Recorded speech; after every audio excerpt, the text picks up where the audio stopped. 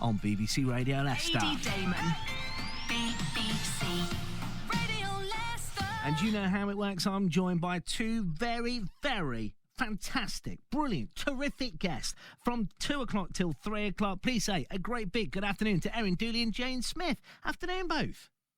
Hi, Ady. Oh, everything's working. We've got the good afternoons back. That always just makes me feel a little bit more chilled out. Erin, of course, a teacher and researcher in digital health who researches STEM education and how we can involve those who don't come from technology backgrounds. Jane is owner of a small PR business, LE16 Communications, and a founding member of Harborough's Phoenix Saxophone Orchestra as well. Jane, how are you doing? What have you been up to? How is the life of Jane Smith? Absolutely fantastic, Ady. It's lovely to see the sun out, isn't it? It always makes you feel better when the sun's out. Yeah, I've been actually really busy today. This is my second radio interview of the day. What? Are you cheating on us, Jane? What's I know. going on? What? I'm so sorry. You know, you'll always be my favourite, Ady. You know that. Stop it. Yeah. But yeah, this morning I was on, I did a recorded interview with a national classical music radio station called Scala Radio. Wow. It's SCALA. With myself and also my counterpart from the Aberdeenshire Saxophone Orchestra, Elfos Foster.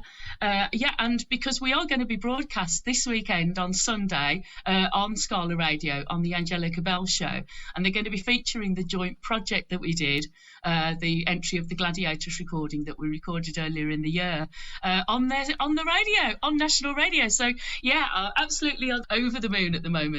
How amazing is that? And just remind us as well, because this really special partnership, you said then about the fact that, you know, you and your Aberdeenshire counterpart there as well. Just remind us, for those that don't know, about why you guys came together from Market Harbour and Aberdeen.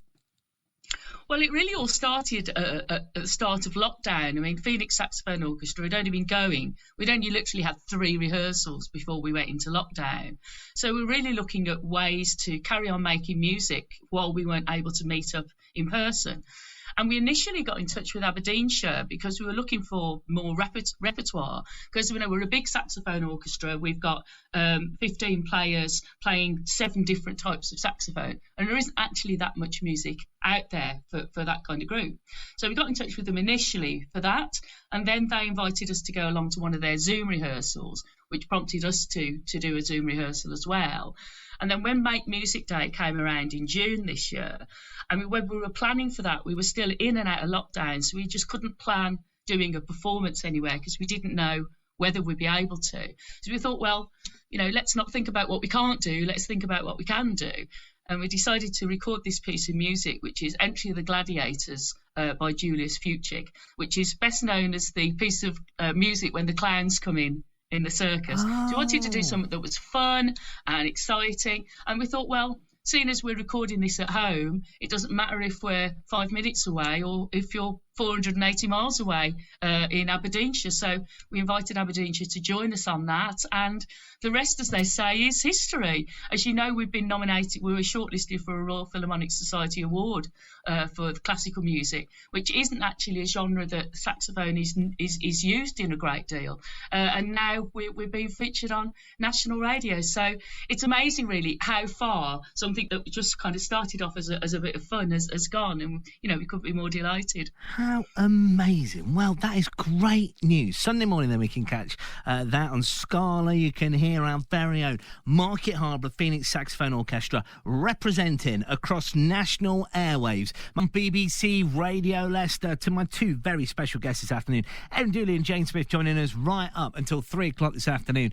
Jane, I feel like we need to go back to the saxophones, because while we were just listening to sitting down here, I could see you turning your laptop round, showing Erin your saxophone, showing about kind of what's going on. What are we looking at there? Explain it to us. Okay, well, you can see there's 3 saxophones there. The big one is a tenor sax, the one in the middle is an alto, and then the one on the other side, I don't know if it's left or right the way you're looking at it, is a soprano sax. So 3 different sizes and 3 different grades of instruments. But actually they all produce quite a different sound. So if you listen to a soprano sax, it can almost sound like an oboe, whereas the tenor sax has got a much more mellow tone. There are in our orchestra, there's another 3 sizes of sax below that, and the contrabass almost sounds like a tuba. So when you hear those 7 different types of saxophones together, it really can sound almost like a symphony orchestra, because you've got all those different tones of instrument. How lovely. I mean, what would it mean to you as well, talking about saxophones here, about getting out and playing again? You said at the start of the show about kind of like your collaboration, I guess, with Aberdeenshire. Sorry, get my words out in a minute. Put my teeth back in. Your collaboration with those guys during lockdown, never actually meeting, being nearly 500 miles away, but you've been nominated for the equivalent of the Classical Music Oscars. You're going on national radio to talk about that. I mean, what will it mean to you when you can just get back out there and get back playing and entertaining again, Jane? Well, we absolutely can't wait to be out, doing gigs and concerts. As I say, we actually only did our first live performance in Harbour Town Square in September as part of Big Green Week. And that's the first time we've actually been out live to play. Because when we went into lockdown, we had sort of 2 or 3 concerts lined up, but of course they all got cancelled. I'm delighted to say that this week we've actually got our first booking for next year, and we're going to be playing on Melton Mowbray Bandstand on the 7th of August. So that's absolutely fantastic, and we've got some more interest coming in as well. So I mean, really, at the end of the day, we live to perform. For saxophone players are like that, we always want to be in the limelight.